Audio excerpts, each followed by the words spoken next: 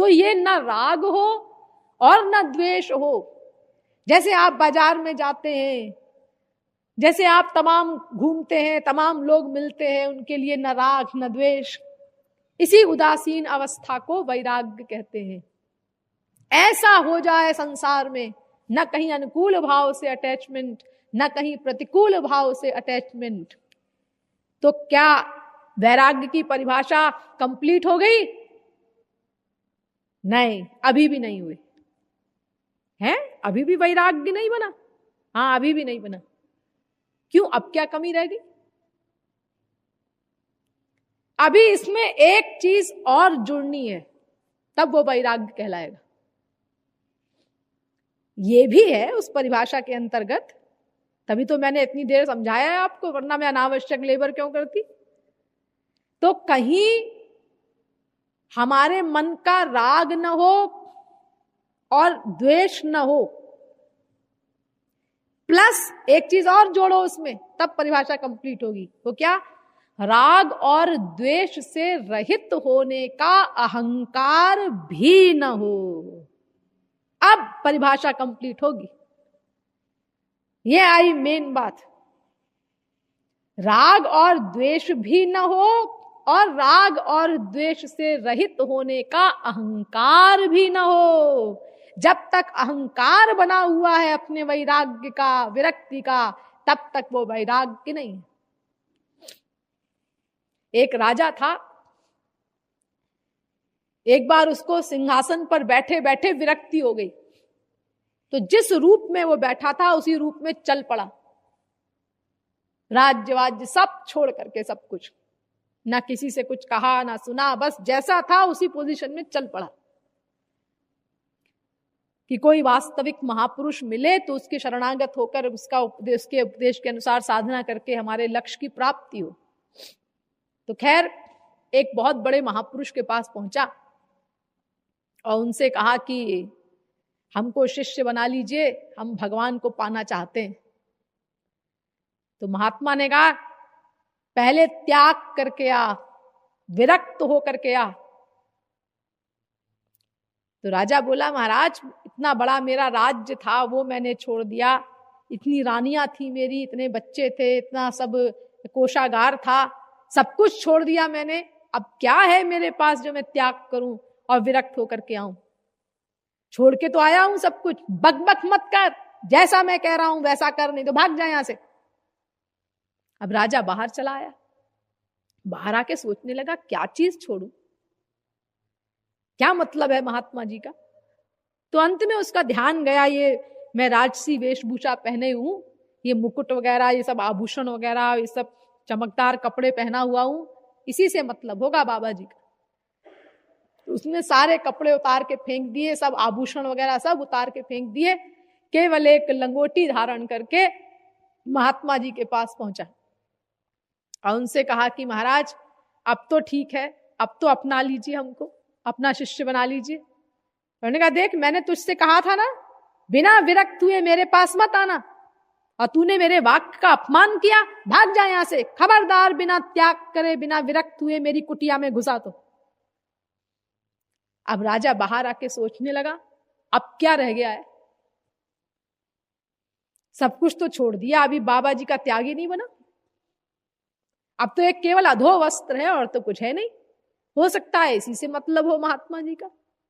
तो उसने उस अधो वस्त्र का भी परित्याग कर दिया और दिगंबर होकर के महात्मा जी के पास पहुंचा कि महाराज हम गृहस्थी हैं, इसीलिए मैंने पहले इस रूप में आपके पास आना उचित नहीं समझा था, लेकिन आप बार बार कह रहे थे त्याग करके आ, विरक्त होके आ, तो अब तो ठीक है।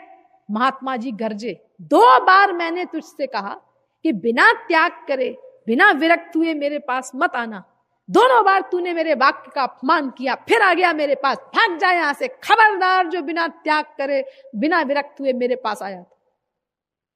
देखिए एक जमाना ये भी था जब महापुरुष लोग बड़े बड़े राजाओं के साथ ऐसा व्यवहार करते थे, फिर भी राजा लोग तक उनके पीछे लगे रहते थे।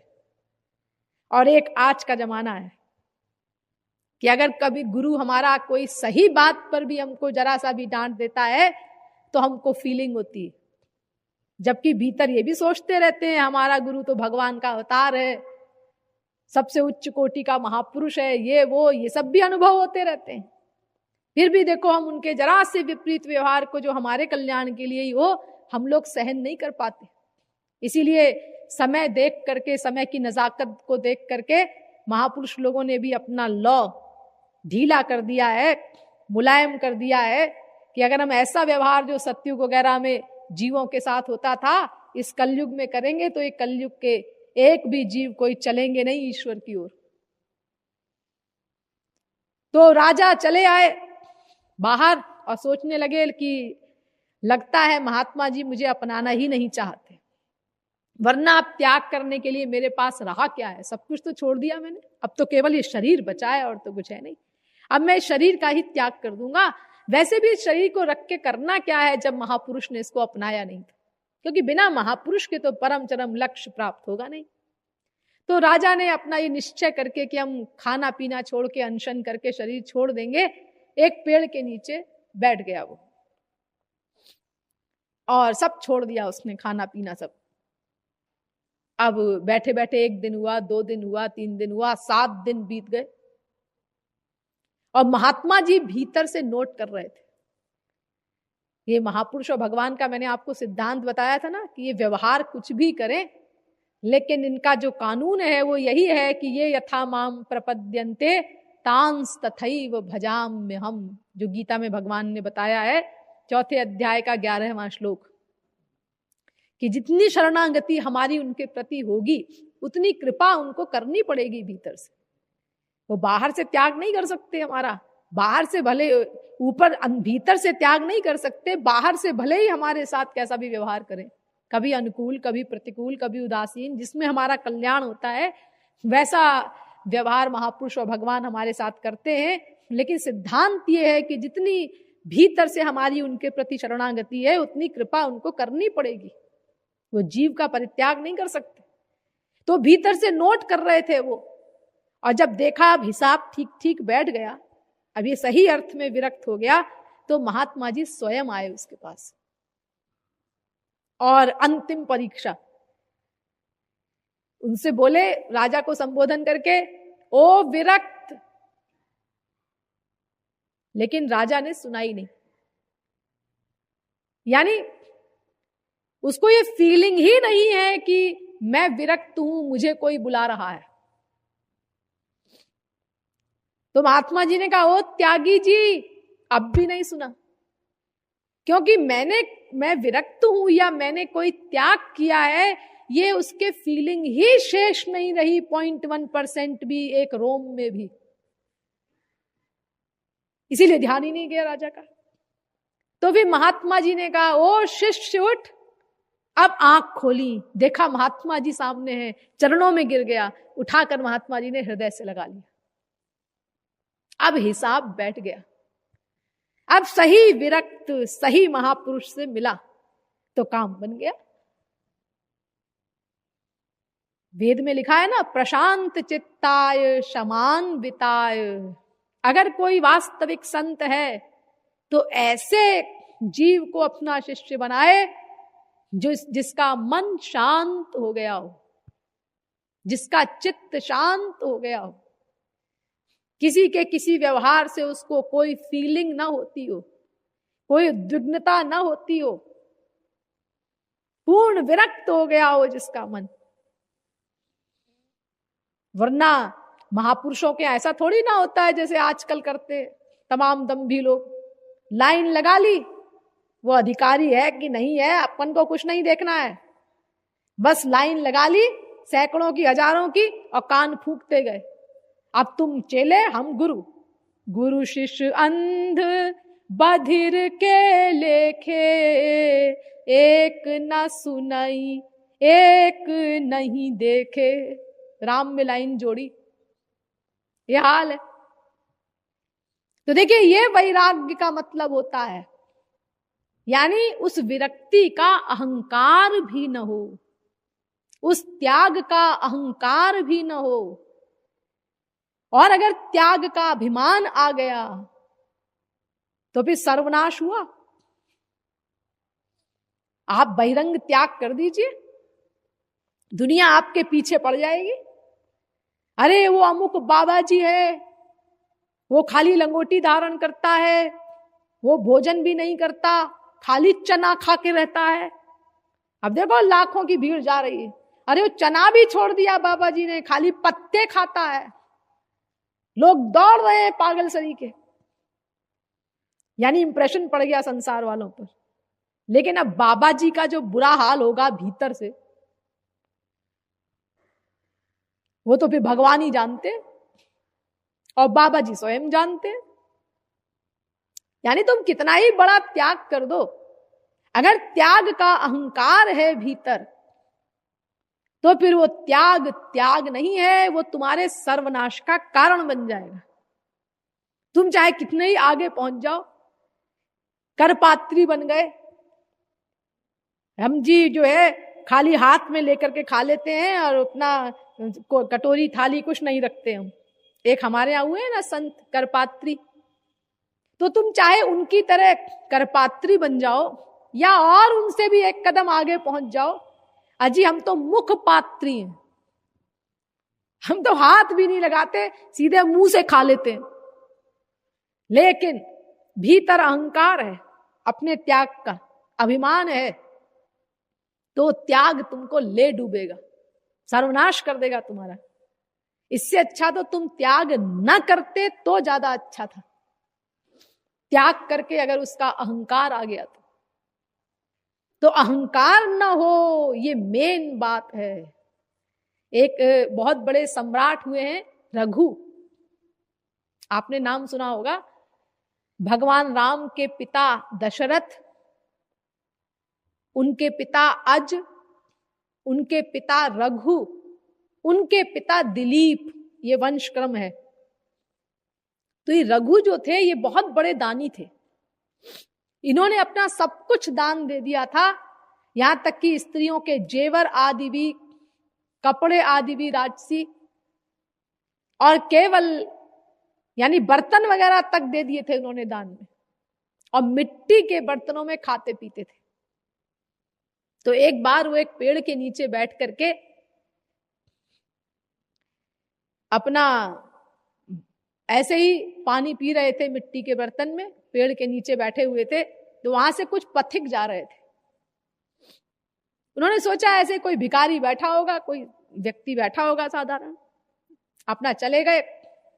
तो रघु की चर्चा करते हुए जा रहे थे, अरे देखो हमारे राजा रघु कितने बड़े दानी हैं, उन्होंने अपना सब कुछ दान कर दिया और आजकल मिट्टी के बर्तन में पानी पीते हैं, मिट्टी के बर्तनों में खाते पीते हैं, और हम तो उनकी प्रजा हैं लेकिन हमारी हैसियत उनसे अच्छी है, हमारे पास तो थाली लोटा बाल्टी सब कुछ है। रघु ने सुन लिया, उन्होंने कहा ए जरा इधर आना, बुलाया उन लोगों को। तो उन्होंने कहा क्या है, क्योंकि वो पहचानते नहीं थे कि ये रघु है। उन्होंने कहा हमको बुला रहा है, खैर क्या है, तुम अभी क्या कह रहे थे? अरे हम बता रहे थे कि देखो हमारे राजा रघु जो हैं कितने महान हैं, उन्होंने अपना सब कुछ त्याग दिया और आजकल मिट्टी के बर्तनों में खाते पीते हैं, ऐसे हमारे राजा हैं। उन्होंने कहा अपने राजा से पूछना कि जब वो आया था इस संसार में, माँ के पेट से पैदा हुआ था, तो क्या मिट्टी का बर्तन भी साथ में लाया था? अरे मिट्टी का बर्तन भी यहीं से लिया है उसने भगवान के संसार से, तो उसने अपना क्या दिया दान में? अरे जो कुछ दिया वो भगवान का ही तो सामान था, जो इस संसार से उसने लिया है, अपना क्या लेके वो पैदा हुआ था मां के पेट से? जो कहते हो कि बहुत दान दिया, खबरदार कभी ऐसा कहा तो। यानी देखो त्याग का अहंकार भी न हो कि मैंने कुछ किया है, तब वो त्याग है। अगर अभिमान हो गया तो बंटा ढार हो गया। मैंने आप लोगों को बताया था ना कि शरणागति का लक्षण है एक, कि अपना सर्वस्व दे करके भी ये न सोचना कि मैंने कुछ दिया है। क्योंकि पहली बात तो जो कुछ हमने दिया वो है क्या? क्या है हमारे पास? हैसियत क्या है हमारी?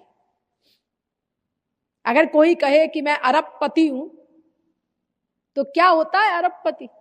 अगर किसी अरबपति को कुबेर के सामने खड़ा कर दिया जाए तो उसका हार्ट फेल हो जाए। मैं अरबपति हूं, क्या हो तुम अरबपति के नाम पर? अरे अरबपति क्या होता है? ये संसार कितना बड़ा है अरबपति जी, पता है आपको? हाँ सुना तो है, इसमें अनंत ब्रह्मांड है, सुना होगा। हाँ सुना है। तो उन अनंत ब्रह्मांडों में से एक ब्रह्मांड है ये चतुर्मुखी ब्रह्मा का ब्रह्मांड। जी हाँ, उसमें एक छोटा सा लोक है मृत्युलोक। जी हाँ, उसमें से एक छोटा सा देश है इंडिया। हाँ, उसमें एक छोटा प्रांत है महाराष्ट्र। जी हाँ, और उसमें एक शहर है बंबई। हाँ, उस बंबई में 3-4 बिल्डिंग है आपकी। अरे अरबपति क्या होता है? जहां बंबई में 1-1, 2-2 करोड़ के फ्लैट होते हैं, तो वहां अगर 10-12 मंजिल की 3-4 बिल्डिंग हो तो बस हो गया वो अरबपति की प्रॉपर्टी, खत्म। उसको खरीद ले तो इतनी सी हैसियत है तुम्हारी, इतने बड़े विश्व में तुम्हारी 3-4 बिल्डिंग है और उसमें तुम अहंकार लिए घूमते हो, मैं अरबपति हूं जी। अरे क्या हैसियत है तुम्हारी? तो है क्या हमारे पास? और दूसरी बात, जो कुछ है वो सब भगवान का ही है। हम तो कुछ लेके पैदा हुए नहीं थे, हमारा क्या है?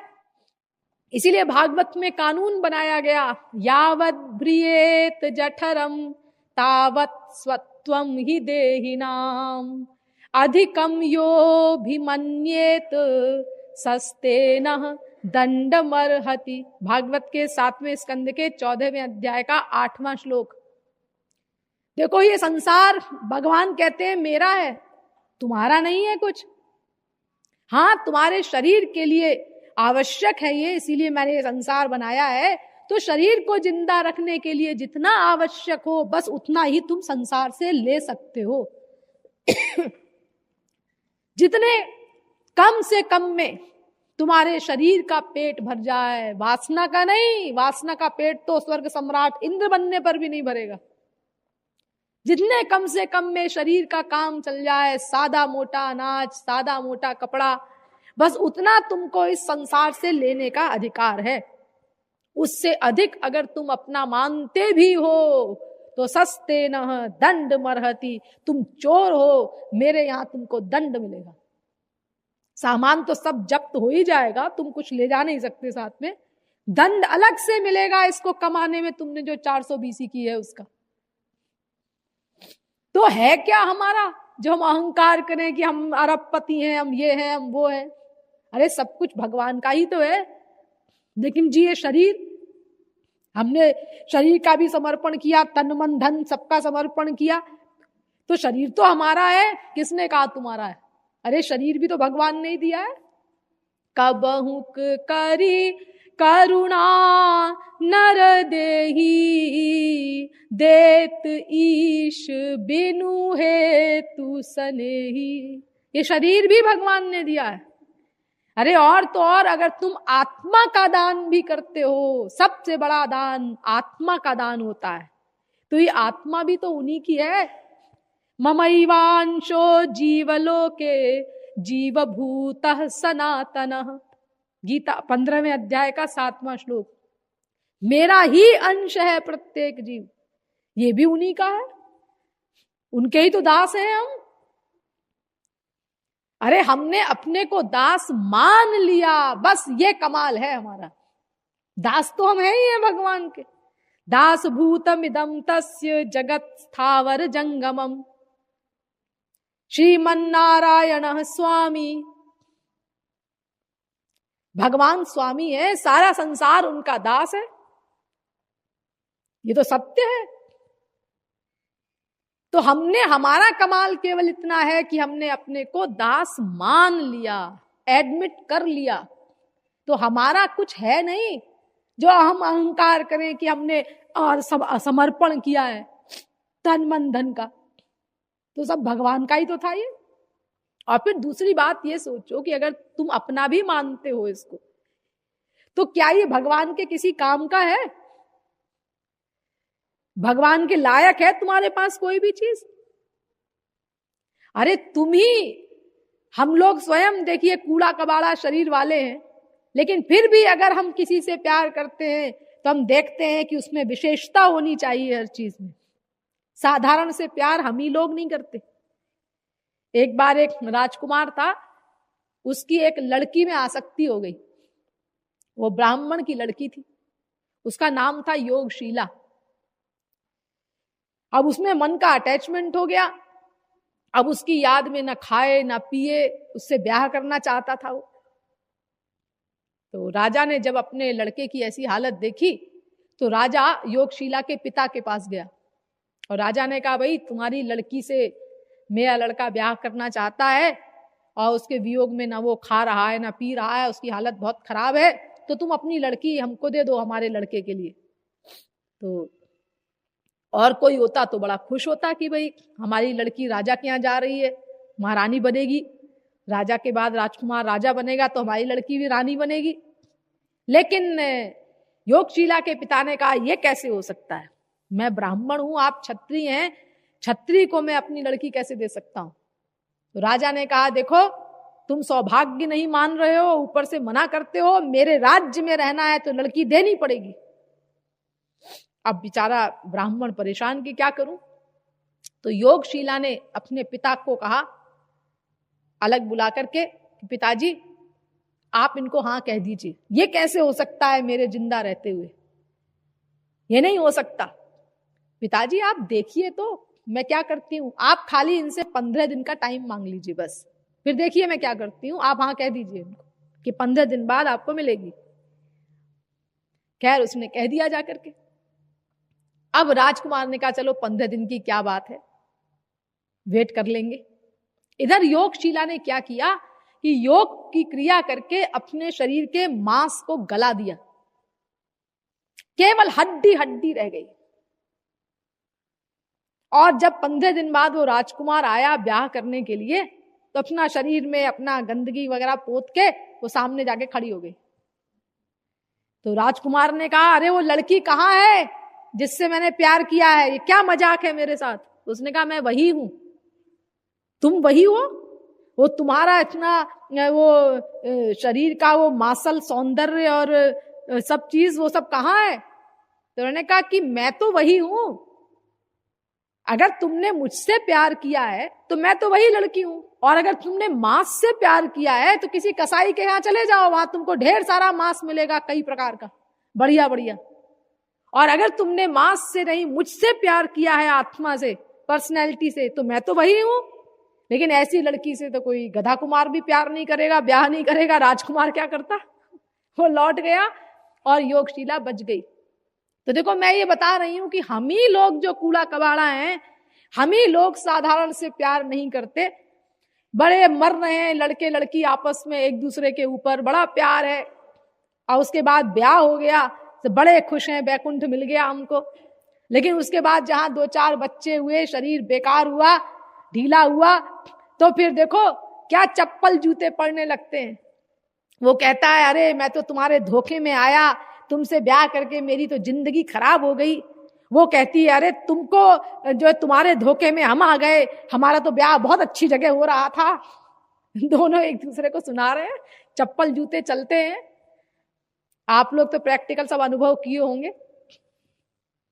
तो देखिए जब हम ही लोग जो हैं, हमारे लिए ये चीजें है हो जाती हैं, ऐसा हमारा शरीर है, ऐसा हमारा मन है, ऐसी हमारी बुद्धि है, तो भगवान के लायक हैं भला ये सब चीजें? सोचो, दिव्य चिन्मय जो देह वाले भगवान हैं, जिनका सौंदर्य ऐसा है कि हमारे संसार में जो ब्यूटी कंपटीशन में आने वाला हो, टॉप किया हो जिसने वर्ल्ड में ब्यूटी में, अगर उसको कामदेव के सामने ही खड़ा कर दिया जाए तो मूर्छित हो जाएगा।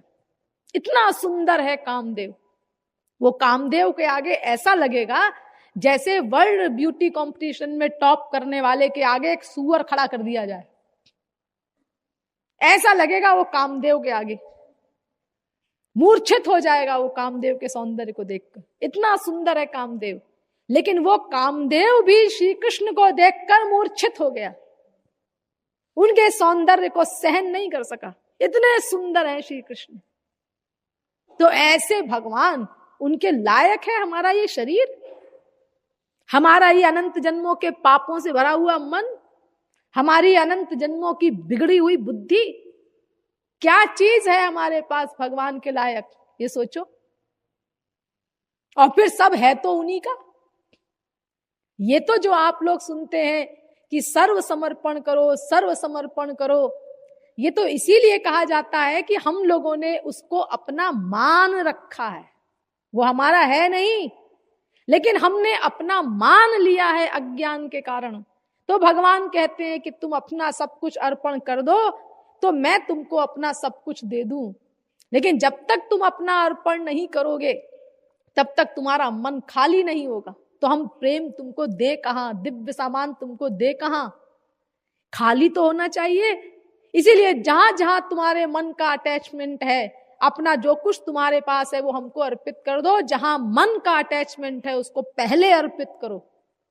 यद्यदिष्टतमं लोके यच्चाति प्रियमात्मनः तत्तन्निवेदयेन् मह्यं तदानन्त्याय कल्पते। भागवत 11वें स्कंद के 11वें अध्याय का 41वां श्लोक। जहां जहां तुम्हारे मन का अटैचमेंट है, जो चीजें तुमको विशेष प्रिय है, उनको पहले दो हरि गुरु को, नहीं तो तुम्हारा मन उसी में बंधा रहेगा। तो फिर तुम किस मन से भगवान का चिंतन करोगे, गुरु का चिंतन करोगे? मन विरक्ति नहीं होगा तुम्हारा, खाली नहीं होगा, तो भी हरि गुरु कैसे आएंगे उस मन में? इसीलिए कहा जाता है अपना सर्वस्व अर्पित करो, सर्वस्व अर्पित करो। वास्तव में हमारा कुछ है ही नहीं जो हम अहंकार करें कि हमने ये दिया, हमने वो दिया।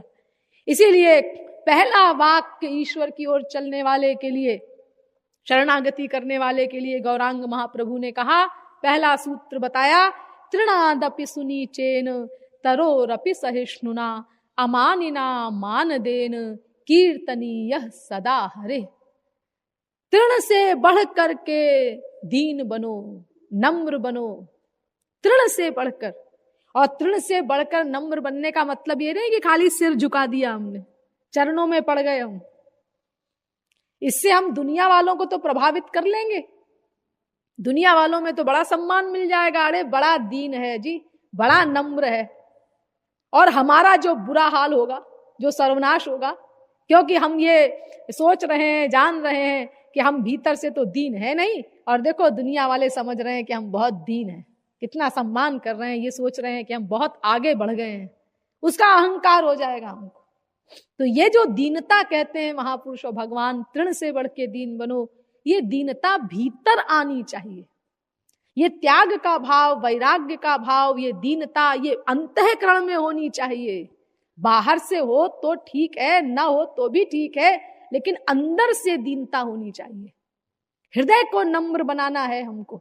वो जो अहंकार है वो मन में रहता है, हृदय में रहता है, वो समाप्त करना है हमको, तब हमारा वैराग्य बनेगा। तो विरक्ति शब्द का मतलब होता है, अब आप लोग समझ गए होंगे, कि हमारा न राग हो और न द्वेष हो, और न राग और द्वेष से रहित होने का अहंकार हो। किससे राग द्वेष न हो हमारा? जिससे हमारा काम नहीं बनना है, माया से। क्योंकि तीन ही तत्व है, एक हम स्वयं है, एक ईश्वर और एक माया। तीन ही तो तत्व है। तो हमारे अलावा दो बचे, एक माया और एक ईश्वर, चौथा तो कोई तत्व है नहीं। इसीलिए दो ही मार्ग होते हैं। वेद कहता है ना, अन्यत् श्रेयोन्यदुतैव प्रेयः तयोः श्रेय आददानस्य साधु भवति हीयतेर्थाद्य प्रेयो वृणीते। कठोपनिषद पहले अध्याय की दूसरी वल्ली का पहला मंत्र। यानी अगर माया से अटैचमेंट करते हो तुम, माया के एरिया में, तो ये प्रेय मार्ग है। अगर तुम भगवान से मन का लगाव करते हो तो ये श्रेय मार्ग है। तो जो प्रेय मार्ग को अपनाता है वो अपने लक्ष्य से गिर जाता है, उसका पतन हो जाता है। जैसा कि हमें अनुभव है, अनादिकाल से हम प्रेय मार्ग को अपनाए हुए हैं। तो और जो श्रेय मार्ग को अपनाता है, अपने मन का लगाव भगवान में कर देता है, उसका कल्याण हो जाता है। तो ये वैराग्य हमें किससे करना है? ये वैराग्य हमको माया से करना है, संसार से करना है। तो ये माया कोई देवी है, कोई स्त्री है, क्या है? अगर एक माया से ही खाली हमको मन को विरक्त करना है तो ये तो बड़ा आसान है फिर। हाँ, वो माया तो एक ही है, लेकिन उसका प्रपंच बहुत बड़ा है। माया का प्रपंच वो इतना विस्तार है कि स्वर्ग सम्राट इंद्र बनने के बाद भी पूरा नहीं पड़ता, इतना विस्तार है। आ ब्रह्म भुवना लोका पुनरावर्तिनोर्जुन, गीता 8वें अध्याय का 16वां श्लोक। वो ब्रह्मलोक तक माया का प्रपंच है, विस्तार है। तो जहां तक माया का साम्राज्य है वहां तक की किसी भी वस्तु से और किसी भी व्यक्ति से हमारे मन का अटैचमेंट न हो। लेकिन वो वस्तु या व्यक्ति कैसी? माया के जगत की। ध्यान दीजिए। और व्यक्ति का मतलब खाली मनुष्य नहीं, चेतन और जड़ दो चीजें हैं इस संसार में। तो चेतन जैसे हम लोग हैं, मनुष्य चेतन जीव हैं हम, ऐसे ही पशु पक्षी हैं, वो भी चेतन हैं। और कुछ जड़ जीव भी होते हैं, जैसे वृक्ष हैं, लता हैं, ये सब, ये भी जीव हैं हमारी तरह।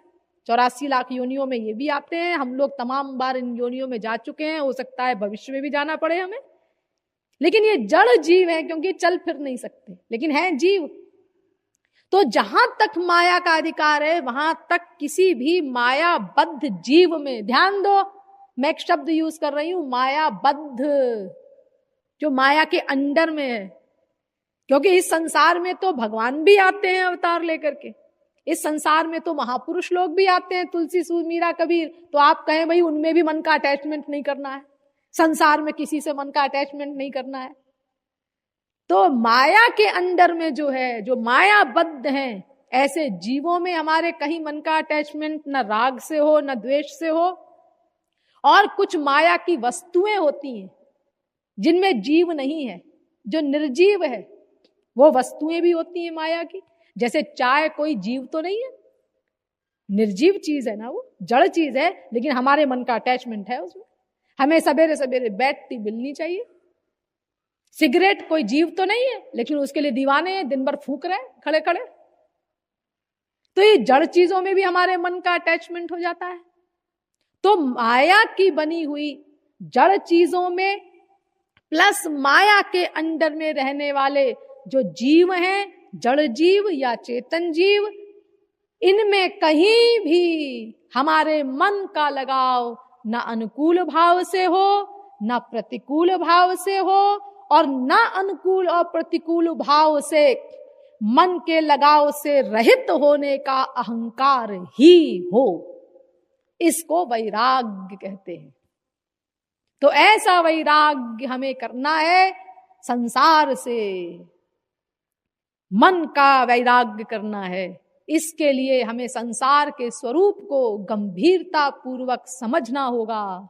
क्योंकि संसार ऐसा नहीं है कि एक जो है कोई स्थूल चीज है, हम अपने मन को हटा लेंगे उससे और यूं रखा हमने यूं हटा लिया, ऐसा नहीं है। ये संसार बड़ा स्थूल भी है, बड़ा सूक्ष्म भी है। वेदव्यास कहते हैं, वदन्ति विश्वम कवयस्मनश्वरम पश्यन्ति चाध्यात्मविदो विपश्चितः तथापि मुह्यन्ति तवाज मायया सुविस्मितं कृत्यमजं नतोस्मितं। भागवत 5वें अध्याय के 5वें स्कंद के 18वें अध्याय का 4था श्लोक। यानी ये संसार बड़ा स्थूल भी है, बड़ा सूक्ष्म भी है, इसीलिए इसको बहुत गंभीरता पूर्वक समझना होगा। तब मन संसार से विरक्त होकर भगवान की शरण में जाएगा। अस्तु, अब एक नया विषय प्रारंभ होता है, संसार का स्वरूप, जो हम कल से प्रारंभ करेंगे। बोलिए वृंदावन बिहारी लाल की, श्रीमद् सद्गुरु सरकार की।